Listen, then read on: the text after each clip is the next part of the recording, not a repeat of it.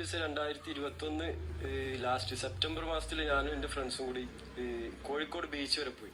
നാട്ടിലെ ഫ്രണ്ട്സ് തന്നെ. എനിക്ക് വണ്ടികളെ പരിപാടി എപ്പോഴും ഫ്രീ ടൈം ആയതുകൊണ്ട് ഇങ്ങനെ കറങ്ങി നടക്കണം. അന്ന് ബീച്ചിലൊരു ഞായറാഴ്ച പോയപ്പോൾ എൻ്റെ ഫ്രണ്ട്സിന്റെ കയ്യിൽ ഇത് ഉണ്ടായിരുന്നു. എനിക്കറിയില്ല, MDMA സാധനം കണ്ടിട്ടില്ല അത്രയും കാലമായിട്ട്, അന്ന് കണ്ടില്ല. അങ്ങനെ ഇവരെന്നോട് പറഞ്ഞ്, സമയം ഇത് ചെറിയൊരു സാധനമാണ്, ഈ ഇതൊന്ന് ജസ്റ്റ് ഒന്ന് ഉപയോഗിച്ച് നോക്ക്, ഇത് ഉപയോഗിച്ച് കഴിഞ്ഞാൽ ഭയങ്കര ധൈര്യകാരം, ഭയങ്കര കാര്യങ്ങൾ അങ്ങനെ ഇങ്ങനെ കുറെ ക്ലാസ് എടുത്തു. എനിക്ക് വേണ്ട വേണ്ട വേണ്ട എന്ന് തന്നെ ഞാൻ പറഞ്ഞുകൊണ്ടിരുന്നു. പക്ഷെ എനിക്ക് പിന്നെ ഇതിങ്ങനെ നിർബന്ധിച്ച് ഞാനത് ഉപയോഗിപ്പിച്ച് പറഞ്ഞാൽ ഞാൻ ഉപയോഗിച്ച് ടെസ്റ്റ് എന്നോട് പറഞ്ഞ എന്താ, ഇത് അഡിക്ഷൻ ആവുന്നില്ല, ഇപ്പൊ ഉപയോഗിച്ച് ടെസ്റ്റ് ചെയ്ത് നോക്കുക, എല്ലാ കാര്യം അറിയണത് നല്ലതല്ലേ വെച്ചിട്ട് ഞാൻ ടെസ്റ്റ് ചെയ്ത്. പിന്നെ അത് ഉപയോഗിച്ച് കഴിഞ്ഞിട്ട് ഞങ്ങൾ കാറിലിരുന്ന് ഉപയോഗിച്ചു. പിന്നെ ഞങ്ങൾ ബീച്ചിലിറങ്ങി നടക്കും. എന്നോട് പറഞ്ഞു ഒരു സിഗരറ്റ് വലിക്കണം. ഞാൻ സിഗരറ്റ് പോലും വലിക്കാൻ സ്മെല്ല് തന്നെ എനിക്ക് പറ്റൂല.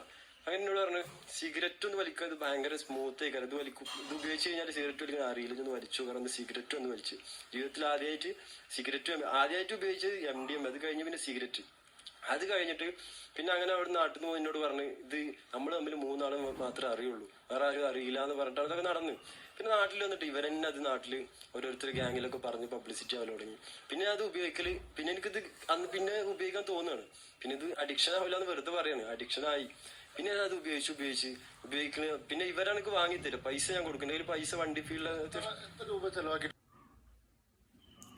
നിങ്ങൾ ഈ ചെറുപ്പക്കാരെ പഠനം ശ്രദ്ധിച്ചോ? അതായത് നമ്മുടെ നാട്ടിലെ, എനിക്ക് തോന്നുന്നത് നമ്മുടെ നാട്ടിലെ ഒരു 99% കുട്ടികളും ഈ ലഹരിയിൽ അഡിക്റ്റ് ആവുന്നതിന് ഒരു മെയിൻ റീസൺ എന്ന് പറയുന്നത് അവരുടെ സൗഹൃദങ്ങൾ തന്നെയാണ്.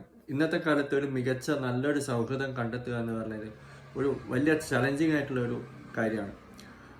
നമ്മളിപ്പോൾ എത്ര വേണ്ടെന്ന് വെച്ച് കഴിഞ്ഞാലും നമ്മുടെ ഒരു 10 പേരിലൊരു ടീമിൽ ഒരാൾ മദ്യപാനിയായിട്ടുള്ള ഒരാളുണ്ടെങ്കിൽ ബാക്കി 9 പേരും സ്വമേധയാ അല്ലെങ്കിൽ 9 പേരും അതിൽ ആകൃഷ്ടരാകും. ഇനി താല്പര്യം ഇല്ലാത്തവരാണെങ്കിൽ കൂടെ സൗഹൃദത്തിൻ്റെ മുകളിൽ എടാ ഒന്ന് ടേസ്റ്റ് ചെയ്ത് നോക്കടാ എന്നുള്ള ആ ഒരു കണ്ടീഷനിൽ അതിലേക്ക് പോകാനുള്ള സാധ്യത കൂടുതലാണ്. നല്ല സൗഹൃദങ്ങൾ എപ്പോഴും കണ്ടെത്താൻ വേണ്ടി ശ്രമിക്കുക. അതുപോലെ തന്നെ MDMA ആയിക്കോട്ടെ, അതുപോലെ തന്നെ മിനിമം ഒരു സിഗരറ്റ് വലി ആയിക്കോട്ടെ, എന്തും ഏതും ഇത്തരം പല ദൂഷ്യ സ്വഭാവങ്ങളും പലരുടെയും ലൈഫിലേക്ക് വരുന്നത് സൗഹൃദങ്ങൾ വഴി മാത്രമാണ്.